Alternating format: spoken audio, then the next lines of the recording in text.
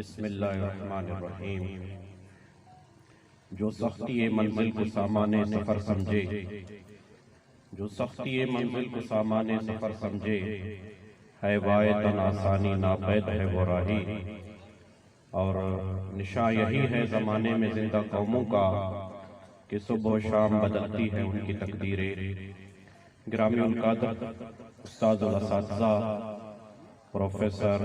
محمد ابراہیم ابڑو صاحب، استاد عبدالغفار عابد ڈومکی صاحب، استاد عبدالغفور بارانی صاحب اور دیگر دور و نزدیک سے آئے ہوئے معزز محترم محتشم اساتذہ کرام، علاقائی قبائلی معززین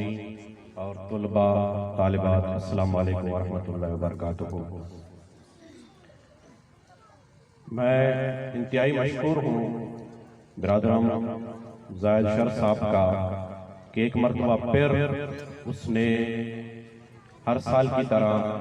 اپنے اس پروگرام میں بلا کر ہمیں عزت بخشا۔ پروگرام میں طلباء نے جو تقاریر پیش کی، جو اظہار خیال کیا، تو مرزا غالب کا شعر یاد آ گیا۔ اس نے کہا تھا کہ دیکھنا تقریر کی لذت کو جو اس نے کہا، میں نے یہ جانا کہ گویا یہ بھی میرے دل میں ہے۔ یقیناً طلباء نے ہم سب کے دلوں کی باتیں کی، جو ملک کے مسائل ہیں، جو علاقے کے مسائل ہیں، جو حالات ہیں، اور جن بحرانوں سے، جن حالات سے، جن مشکلات سے ہم گزر رہے ہیں اور ہم کس طریقے سے ان مشکلات کا حل کر سکتے ہیں، وہ تجاویز بھی انہوں نے اپنی تقاریر کے ذریعے پیش کی۔ چونکہ پروگرام علم کا ہے، اس لیے صرف علم کے موضوع پر ایک دو واقعات عرض کر کے اپنی جگہ لوں گا۔ وقت کی کمی بھی ہے، زاہد صاحب کا حکم بھی ہے کہ اپنی تقریر کو جلدی سمیٹنا بھی ہے۔ کسی مفکر نے ایک بات کیا تھا، اس نے کہا تھا کہ تعلیم ہی وہ واحد ذریعہ ہے، تعلیم ہی وہ واحد طاقت ہے جو کسی بھی غریب کے بچے کو کھیتوں سے اٹھا کر، اس کی فصل سے اٹھا کر کسی بھی ملک کے تخت پر بٹھا سکتا ہے۔ اگر اس مفکر کی اس بات کو لے کر ہم جب تاریخ میں جانتے ہیں تو ہمیں 100 بلکہ ہزاروں کی تعداد میں ایسے مثالیں نظر آتے ہیں کہ وہ لوگ جو یا تو کسی لوہار کے گھر میں پیدا ہوئے، یا کسی عام مستری کے گھر میں پیدا ہوئے، یا کسی غریب کسان کے گھر میں پیدا ہوئے، یا کسی موچی کے گھر میں پیدا ہوئے، یا کسی جھونپڑی میں پیدا ہوئے،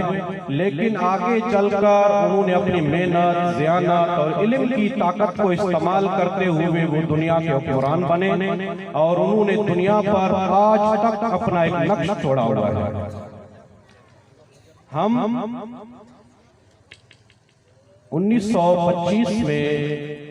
ملائیشیا کے ایک علاقے الورسدار میں ایک جھونپڑی میں ایک بچہ پیدا ہوتا ہے۔ وہ اپنے والد کا 10واں بچہ ہوتا ہے، اور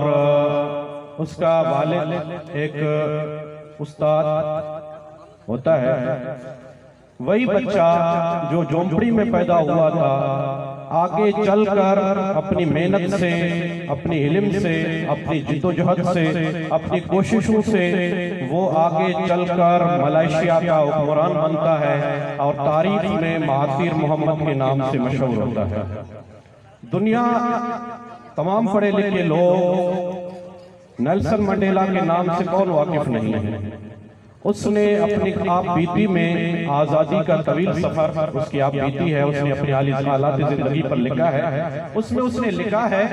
کہ ایک مرتبہ، کیونکہ اس دور میں ہمارے ملک میں گورو کی حکمرانی تھا، سفید چمڑی والے سیاہ چمڑی والوں میں برتری اپنا انہوں نے ثابت کیا تھا، وہ حکمران تھے۔ تو ایک مرتبہ میں ایک بس ہمارے علاقے کے نزدیک سے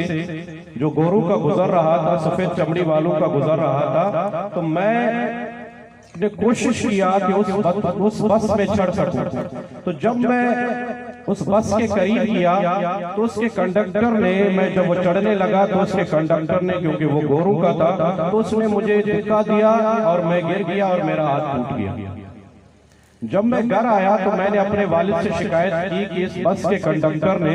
مجھے دھکا دیا ہے اور میرا ہاتھ ٹوٹ گیا ہے، تو میرے والد نے کہا شکر کرو اس نے تمہارا ہاتھ توڑا ہے، یہاں پر تو ان کی حکمرانی ہے، یہاں پر ان کی بادشاہت ہے، یہ ملک کا پورا نظام ان کے ہاتھ میں ہے، اگر وہ تمہارا گلا کاٹ دیتے بھی تو کون سی عجیب بات تھی۔ لیکن وہی شخص، وہی نیلسن منڈیلا جس کو گورو نے ایک بس پہ چڑھنے کے لیے اجازت نہیں دیا تھا اور جس کا ہاتھ ٹوٹ گیا تھا اس کوشش میں، آگے چل کر وہی آدمی اپنی علم کی بدولت، اپنی کوششوں کی بدولت، وہی جو ہے وہ ساؤتھ افریقہ کا صدر بنتا ہے اور اپنے ملک میں جو نسلی جو اختلافات تھے وہ ختم کرنے کا سبب بنتا ہے۔ ایسے بہت سے مثالیں تاریخ عالم میں موجود ہیں کہ جب کسی غریب کے بیٹے نے، جب کسی جھونپڑی والے کے بیٹے نے، جب کسی کسان کے بیٹے نے علم کی طاقت کو استعمال کرتے ہوئے دنیا پہ حکمرانی کیا تھا۔ ابراہیم لنکن سے لے کر نریندر مودی تک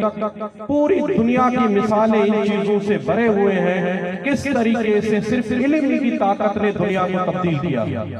اور اگر آج بھی ہم چاہتے ہیں کہ ہمارا ملک ترقی کرے تو ہمیں سب سے پہلی اپنی ترجیح کو علم ہی رکھنا ہوگا۔ یہ بیٹھے ہوئے بچے جب ہم ان پہ سرمایہ کاری کریں گے، دنیا آج تعلیمی سرمایہ کاری کی بات کر رہا ہے، دنیا آج اس طرف جا رہا ہے کہ آج اگر ہم اپنے بیٹے پہ 5 روپے خرچ کریں گے تو کل کو یہ بچہ بڑا ہو کے ہمیں 500 روپے کما کے دے گا۔ اگر ہم آج اس بچے پہ، جیسے استاد زاہد صاحب نے اپنی باتوں میں کہا تھا، تقریباً یہاں پر 25-75% لوگ ان والدین کے بچے پڑھتے ہیں جو یا کسان ہیں یا دیہڑی دار ہیں یا کوئی ایسا معمولی روزگار کرتے ہیں۔ تو آپ لوگوں کے لیے جو کسان ہیں اپنے بچوں کو پڑھائیں، آپ کو اللہ تعالیٰ نے یہ موقع دیا ہے کہ اس علاقے میں ایسا بہترین ادارہ آپ کے لیے زاہد صاحب نے قائم کیا ہے۔ اور ہم بھی چونکہ نزدیک میں مانجوٹی میں اسکول چلاتے ہیں، پرائیویٹ اسکول چلاتے ہیں، استاد یاسر عرفات صاحب بیٹھے ہیں، ان کا اسکول بھی یہاں پر چتر میں ہے۔ ہمیں ان مسائل کا ادراک ہے، ہم جانتے ہیں کہ پرائیویٹ ادارے کن مسائل میں، لوگ تو کہتے ہیں کہ یہ پیسے کما رہے ہیں، پیسے بنا رہے ہیں، بلڈنگز بنا رہے ہیں، لیکن خدا جانتا ہے کہ ہم ان بچوں کو، بہت سے ایسے ہیں زاہد صاحب کو معلوم ہے کہ سال بھی انہوں نے فیس نہیں دیا ہے، 2 سال بھی فیس نہیں دیا ہے، 3 سال بھی فیس نہیں دیا ہے۔ ہم ان بچوں کو اس لیے اسکول سے فارغ نہیں کرتے ہیں کیونکہ ہم جانتے ہیں کہ اگر آج ہم نے اس بچے کو فارغ کیا تو اس کا باپ جو ہے اس کو کہے گا جاؤ وہ کوئی روزگار کرو، جاؤ جو ہے وہ کھیت کو پانی دو، جاؤ کسی اور کام میں کرو۔ کیونکہ ایک اتفاق جو ہے وہ ہمارے ساتھ ہوا کہ کسی جو ہے وہ ہمارے اسکول میں 3ری کے کلاس میں ایک بہت ہی ٹیلنٹڈ، بہت ہی ذہین لڑکا پڑھتا تھا، تقریباً 3 سال اس میں فیس بقایا تھا۔ ایک دن جو ہے وہ ہمارے پرنسپل صاحب نے تھوڑی جو ہے وہ غصے میں آ کر جو ہے اس کو فارغ کیا، تو پھر بعد میں پتہ چلا کہ ادھر سے اس کو اسکول سے فارغ کر دیا گیا ہے، تو اس کا باپ جو ہے وہ ابھی مویشی منڈی جاتا ہے، اس کو روز اپنے ساتھ لے جاتا ہے، اس کی زندگی وہاں پر تباہ کر رہا ہے۔ ہمارے علاقے کے اساتذہ کو، زاہد صاحب کو، یاسر صاحب کو، دوسرے یہاں پر بیٹھے ہیں، ان کو احساس ہے کہ ہمارے علاقے کے بچے جو ہیں اگر ہم آج ان کو اسکول سے فارغ کریں گے تو ان کے والدین تو بالکل ان کا احساس ہی نہیں کرتے۔ تو یہ ایک بہترین ادارہ آپ کو اللہ تعالیٰ نے موقع دیا ہے، اور یہ زاہد صاحب نے سہولت بھی کیا ہے کہ بجائے شہر لے جانے کے وہاں پر جو ہے وہ رکشے کا کرایہ، شہر کے جو ہے وہ خطرات، کیونکہ ہمارے دیہاتی لڑکے ہیں، بچے بچیاں ہیں، وہ وہاں پر ان کو مشکلات آتے ہیں، تو یہ ایک بہترین موقع ہے، اپنے بچوں کو یہاں پر پڑھائیں، علم کی طاقت کو استعمال کریں۔ جب تک مسلمان علم کی طاقت کے ساتھ منسلک رہے وہ دنیا کی 3/4 کا حکمران رہے، لیکن جب ہم نے علم سے اپنا ناطہ توڑ لیا تو پھر آج آپ دیکھ رہے ہیں کہ صرف 3 کروڑ یہودیوں کی تعداد اس وقت دنیا میں 3 کروڑ بنتا ہے، صرف 3 کروڑ یہودیوں نے پوری دنیا کو 2 ارب مسلمانوں کو یرغمال بنا رکھا ہے۔ اسرائیل کی آبادی صرف 94 لاکھ بنتی ہے، لیکن اس نے جو ہے وہ اپنے ارد گرد کے 22 ارب ممالک سے لے کر پوری دنیا کو، پوری ملت اسلامیہ کو ایسے جو ہے وہ یرغمال بنا رکھا ہے۔ کیونکہ ان کے پاس علم کی طاقت ہے، ٹیکنالوجی ان کے پاس ہے۔ اگر ہم یہاں سے 1000 ایمان والے نکلے، 1000 اہل ایمان نکلے، ان کے پاس ایسی ٹیکنالوجی ہے، ایسی سہولیات ہے کہ وہ وہاں سے بیٹھے ہم کو نشانہ بنا سکتے ہیں۔ اور یہ سب چیزیں کہاں سے آئے ہیں؟ یہ سب چیزیں علم کی کرشمیں ہیں، علم کی کرامات ہے۔ اگر ہم علم کے ساتھ منسلک رہیں گے تو دنیا میں ہمارا بھی نام ہوگا، اور دنیا میں وہ مقام جو ہم نے علم کو چھوڑ کر جو آج ہم جس مقام پہ پہنچے ہیں، اگر ہم علم کے ساتھ دوبارہ منسلک ہوں گے تو یہ بات دور نہیں کہ پھر سے جو ہے وہ ہم میں البیرونی بھی پیدا ہوگا، پھر سے ہم میں جو ہے وہ ابن سینا بھی پیدا ہوگا، پھر سے ہم میں جو ہے وہ ابن رشد، ابن رازی جیسے سائنٹسٹ، ماہرین طب، ماہرین فلکیات پیدا ہوں گے۔ یہ سب اس وقت ہوں گے جب ہم علم کے ساتھ اپنا ناطہ پھر سے جوڑ لیں گے۔ میں آپ سب کی سماعتوں کا جو ہے بہت بہت شکریہ۔ آخر میں ڈاکٹر اقبال کے اشعار سے اجازت دوں گا کہ عویدہ آج اپنے زخم پنہا کر کے چھوڑوں گا، لہو رو رو کے محفل کو گلستہ کر کے چھوڑوں گا، جلانا ہے مجھے ہر شب میں دل کو سوز پنہا سے، تیری تاریخ راتوں میں چراغا کر کے جوڑوں گا۔ اسلام زندہ باد، پاکستان۔